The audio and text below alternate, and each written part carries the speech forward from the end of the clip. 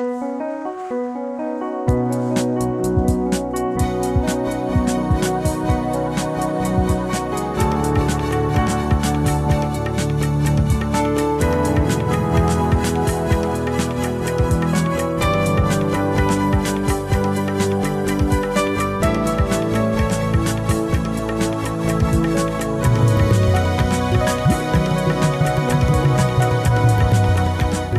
संसार में हमारे पास दो प्रश्न होते हैं।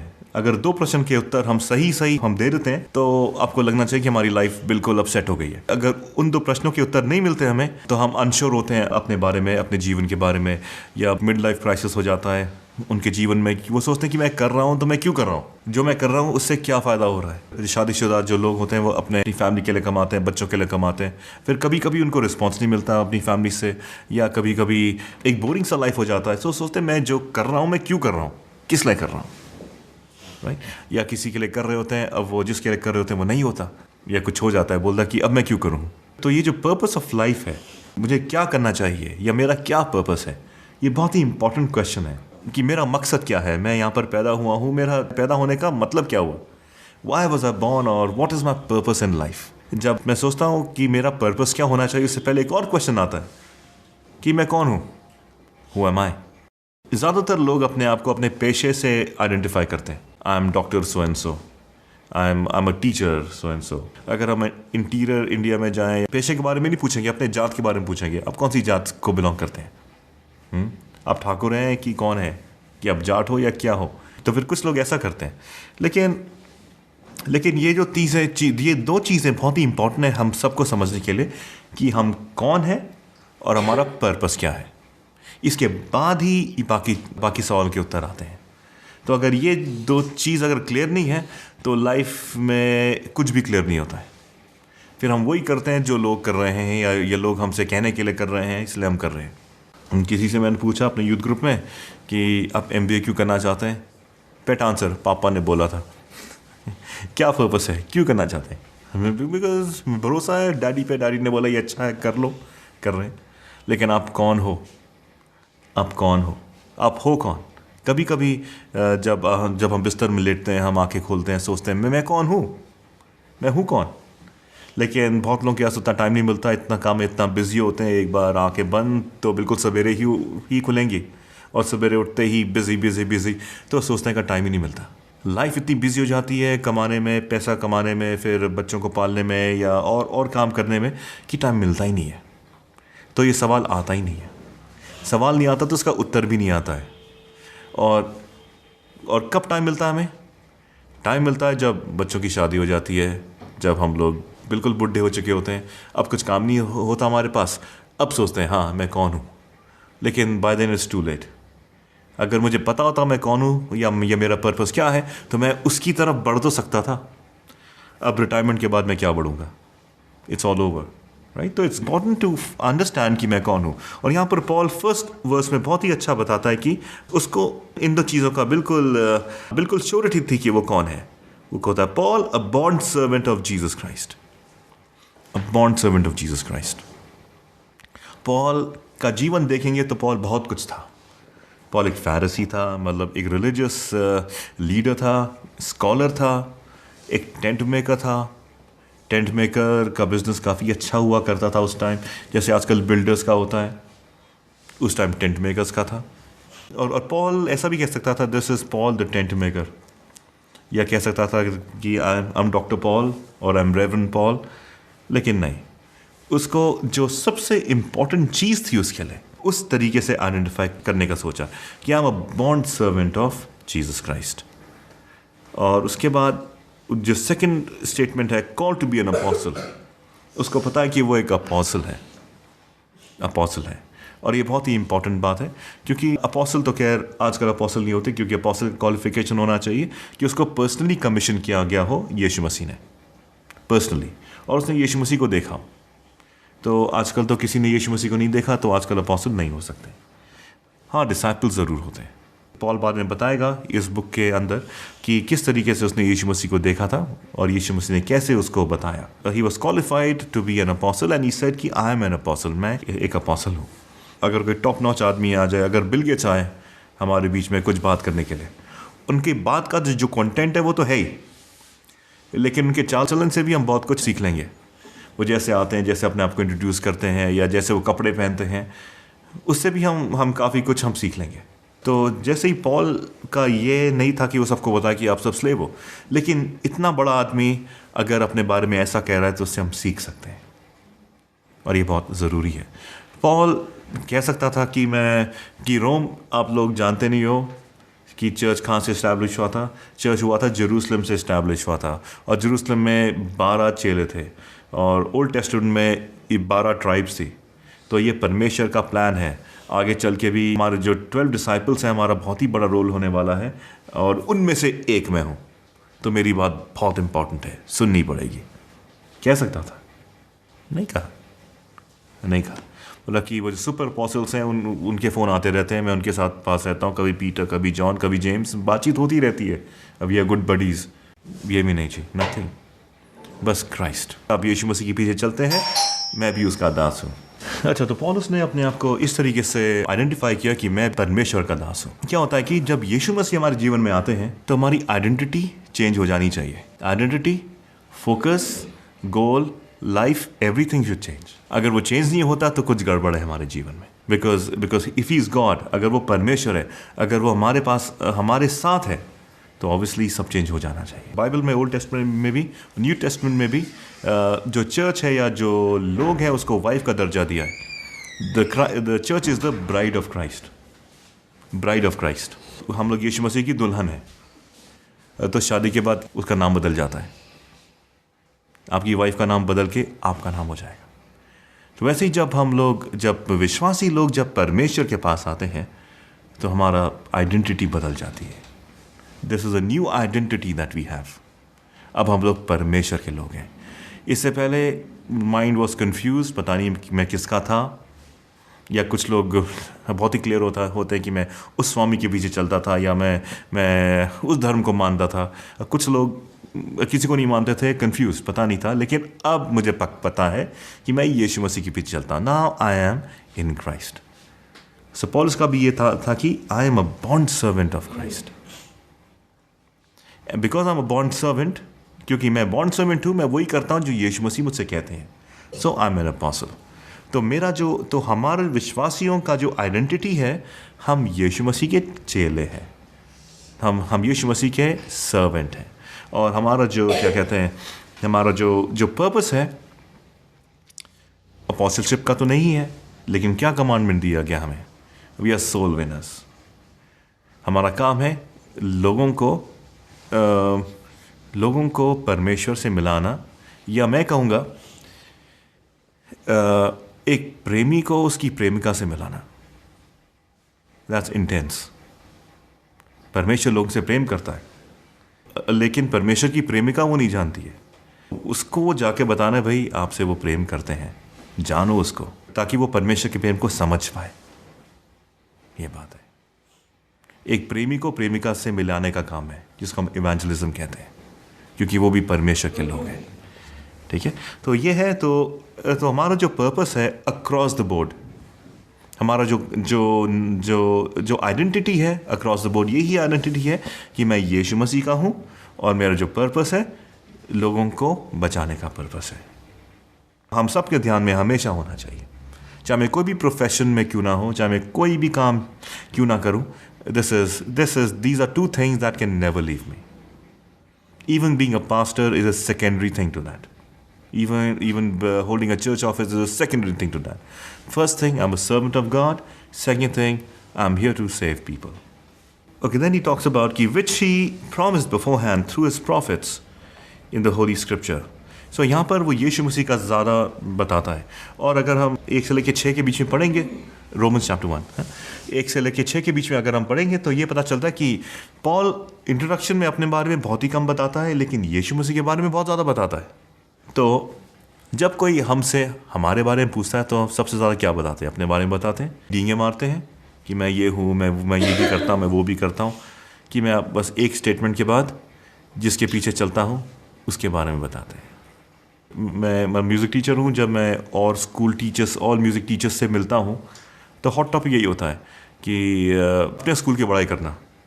अरे मैं स्कूल में हूँ, अरे इसका तो पे स्केल बहुत अच्छा है, अरे हमारे पास ये इक्विपमेंट है, वो इक्विपमेंट है। क्या है? क्योंकि जिसको मैं बिलोंग करता हूँ उसके बारे में ज़्यादा बात करता हूँ। तो वैसे ही अगर हम यीशु मसीह को बिलोंग करते हैं, हम यीशु मसीह के बारे में ज़्यादा बातचीत करेंगे। और यहाँ पर पौलुस कहता है कि which he promised beforehand through the prophets to the holy scriptures, मतलब ये कोई नए चीज़ के बारे में नहीं बता रहा है, उस यीशु मसीह के बारे में बता रहा है जिसके बारे में बहुत पहले से कहा गया था, और जेनेसिस चैप्टर 3 से कहा गया था।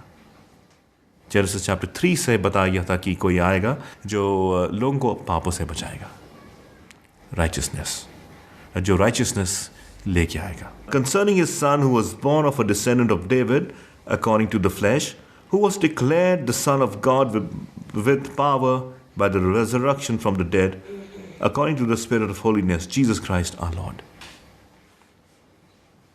वो यीशु मसीह तभी नहीं बना था। आई थिंक सबसे क्लियर एग्जाम्पल है जब एंजल्स आके बताते हैं, like when Jesus was born they rejoice and they say for unto us, क्या है वो famous verse, for unto us a child is born, for unto us a son is given. A child is born but the son is not born, a son is given, a son is given. So God gave his son, परमेश्वर ने अपना बेटा दिया। एक बच्चा पैदा हुआ लेकिन उसने अपना बच्चा दिया, अपना बेटा दिया। वो हमेशा परमेश्वर के साथ था। और यही जेनेसिस में देखते हैं ट्रिनिटी का कॉन्सेप्ट। और ट्रिनिटी का कॉन्सेप्ट या त्रिएक परमेश्वर का कॉन्सेप्ट बहुत ही ज़रूरी है हमारी थिंकिंग के लिए, हमारी थियोलॉजी के लिए। क्योंकि अगर हम बोलेंगे कि परमेश्वर प्रेम है, God is love, how is God love? अगर परमेश्वर प्रेम है तो किससे प्रेम करता है? संसार के बनने से पहले भी वो प्रेम परमेश्वर था, तो वो प्रेम किससे करता था? कोई तो होगा जिससे प्रेम करेगा, तभी तो उसको बोलेंगे हाँ वो प्रेमी परमेश्वर है। आप अकेले रहेंगे हिमालय में तो फिर आपको कौन बोलेगा कि आप प्रेमी हैं? जब तक आप प्रेम नहीं करेंगे आप प्रेमी कैसे बनेंगे? राइट। सो उसके लिए ट्रिनिटी इज़ वेरी इंपॉर्टेंट। पर God love the son and the son love the Father, जो जॉन में ये थीम आता है बार बार, प्रेम करते हैं एक दूसरे से। ये त्रिएक परमेश्वर है, इनको किसी की आवश्यकता नहीं है। They are together, all one. He was from the beginning, और उसके बारे में वो बताता है। और आगे चल के बोलता है कि according to the spirit of holiness who was declared the son of God with power by the resurrection from the dead according to the spirit of holiness, Jesus Christ our Lord, through whom we have received grace and apostleship to bring about the obedience of faith among all the Gentiles for his name's sake. Obedience of faith एक keyword है हमारे लिए। हमारा जो काम है लोगों को जो विश्वास है उसमें ओबे करना सिखाना। इस कॉन्सेप्ट को समझने के लिए काफ़ी समय चाहिए, जो हम लोग नेक्स्ट वीक करेंगे। लेकिन इससे पहले एक और चीज़ है जो हमें हमारे लिए समझना बहुत ही अनिवार्य है, वो है कॉन्सेप्ट ऑफ राइचियसनेस। राइचियसनेस का क्या मतलब होता है? राइचियसनेस का ये मतलब नहीं होता कि मैं अच्छा आदमी हूँ, अच्छा काम करता हूँ तो मैं राइचियस हूँ। नहीं नहीं नहीं, राइचियस कभी भी प्रैक्टिकल टर्म में नहीं डिफाइन किया गया है बाइबल में। हम हमेशा एक जुडिशियल टर्म के पर्सपेक्टिव से देखा गया है। मतलब आप राइचियस नहीं हो सकते, कोई आपको डिक्लेयर करता है righteous. On your own you can never be righteous, you have to be declared righteous. अगर आप कोर्ट रूम में हैं, अगर आप चोरी किए या कुछ भी किया है, तो अगर वो जज आपको बोलता है नहीं आपने चोरी नहीं करी है, तो that is a legal way, तब आप राइचियस कहलाएंगे। चाहे आपने चोरी करी हो या ना करी हो, इट इज़ इररेलेवेंट। जब तक जज वो जजमेंट प्रोनाउंस नहीं करता कि नहीं आप बाइज्जत बरी किए गए हैं, तब तक राइचियसनेस वहाँ पर फिट नहीं बैठता है। तो ये कॉन्सेप्ट बहुत ही इंपॉर्टेंट है। जैसे लोग कहते हैं कि हम लोग यीशु मसीह के बिना हम लोग अच्छे नहीं हो सकते। नहीं, आप बहुत अच्छे इंसान हो सकते हैं। हो सकता है कि आपने बचपन में से किसी ने भी पाप नहीं किया हो, लेकिन आपको राइचियस डिक्लेयर करने वाला कौन है? वो किसकी अथॉरिटी से किसने डिक्लेयर किया है कि आप राइचियस हो? क्योंकि जो डिक्लेयर करता है उसको तो आप जानते नहीं हैं। तो सर आपका लाइफ बहुत ही अच्छा हो सकता है, आई कैन एग्री, आपने कभी चोरी नहीं की होगी, आपने कभी झूठ नहीं बोला होगा, लेकिन वो डिक्लेरेशन कहाँ गया? Who has validated your life?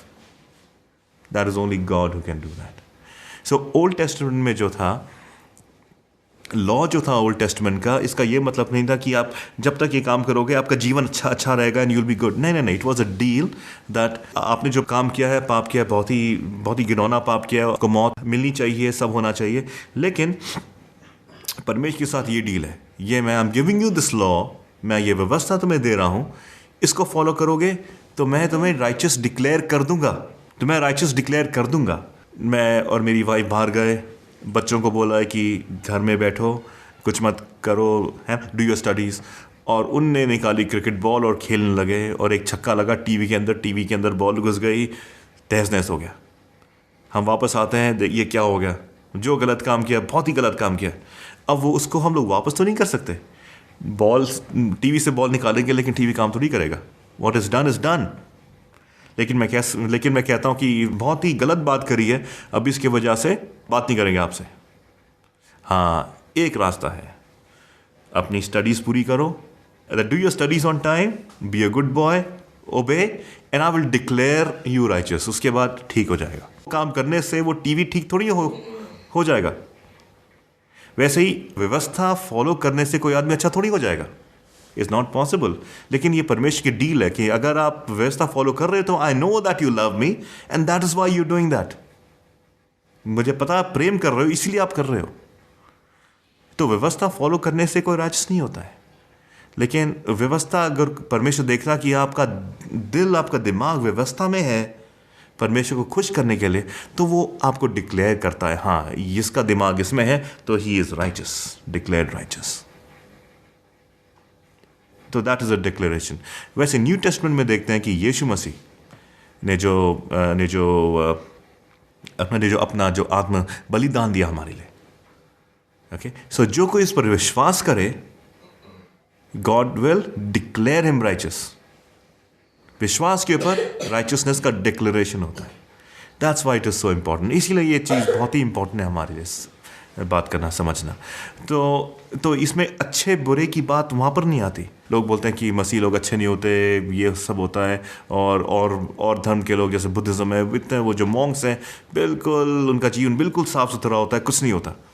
ठीक है, अज्यूम भी कर लीजिए कि अच्छा नहीं होता, लेकिन अच्छा होता है, लेकिन दैट डजंट रियली मैटर, क्योंकि हमारी जो ह्यूमन रेस है वो पाप में है, पाप में गिर चुकी है। तो जो भी इस ह्यूमन रेस का बच्चा पैदा होगा, चाहे कितना भी अच्छा क्यों ना हो, वो तो पाप में ही पैदा हुआ है, पाप में ही पैदा हुआ है, और उसको नीड है कि कोई उसको राइचस डिक्लेयर करे। और राइचस डिक्लेयर करने का एक ही रास्ता है, यीशु मसीह पर विश्वास करना, और कोई रास्ता नहीं है। तो अच्छे बुरे की कैटेगरी से हट के अगर हम राइचसनेस को देखेंगे, डिफाइन करेंगे, तो एक्सप्लेन करना काफ़ी आसान हो जाएगा। नहीं तो हम इसी बात पे करते रहेंगे कि आप वो करते हो, आप वो करते हो, हम एक्ट्स के ऊपर चले जाएंगे, हम पाप के ऊपर हम लोग बात करने लगेंगे, तो उससे हमें अलग हटना है। आई थिंक ज़्यादा तो नहीं हो गया। अच्छा, तो तुम्हें 2-3 चीज़ें हमें हमेशा याद रखिए। पहली बात, मैं कौन हूँ? मैं परमेश्वर का नौकर हूँ, मैं परमेश्वर का सर्वेंट हूँ। मेरा पर्पस क्या है? परमेश्वर का काम करना। बाकी everything else is secondary to that. जो भी काम है वो इससे हटके है, उसके द्वारा मैं परमेश्वर का काम करता हूँ, वो बात अलग है। फिर तीसरी बात, जो मैं अच्छा क्यों हूँ? मैं अच्छा इसलिए नहीं हूँ क्योंकि मैं अच्छा काम करता हूँ, मैं अच्छा इसलिए हूँ क्योंकि मैं परमेश्वर की आज्ञा मान के उस पर विश्वास किया है, और क्योंकि मैंने विश्वास किया है, परमेश्वर ने मुझे डिक्लेयर कर दिया कि अनुराग इज राइचस। अब जब मैं राइचस हूँ, अब मुझे जो औहदा मुझे मिला है उसके अकॉर्डिंगली अपना जीवन जीना है, उसके अकॉर्डिंगली अपना जीवन जीना है। अब मुझे पाप नहीं करना चाहिए क्योंकि अब मैं डिक्लेयर हो चुका हूँ कि मैं राइचस हूँ। अब जो स्टेटस जो बन गया है मेरा, उसको मेंटेन करना है अपने जीवन भर। तो हम लोग इसलिए पाप नहीं करते, ये नहीं है कि मैं पाप नहीं करूँगा तो मैं एक अच्छा आदमी बन जाऊँगा, नहीं। परमेश्वर ने मुझे अच्छा आदमी बना दिया है ताकि मैं पाप ना करूँ। बिल्कुल उल्टा है। बाकी धर्म के लोग हैं वो पाप नहीं करते ताकि वो अच्छे लोग बन जाएं, और हमें परमेश्वर ने अच्छा ठहरा दिया है ताकि हम अच्छे लोग बने रहें। दैट्स द डिफरेंस हमारे विश्वास में और औरों के विश्वास में। आइए हम प्रार्थना करें।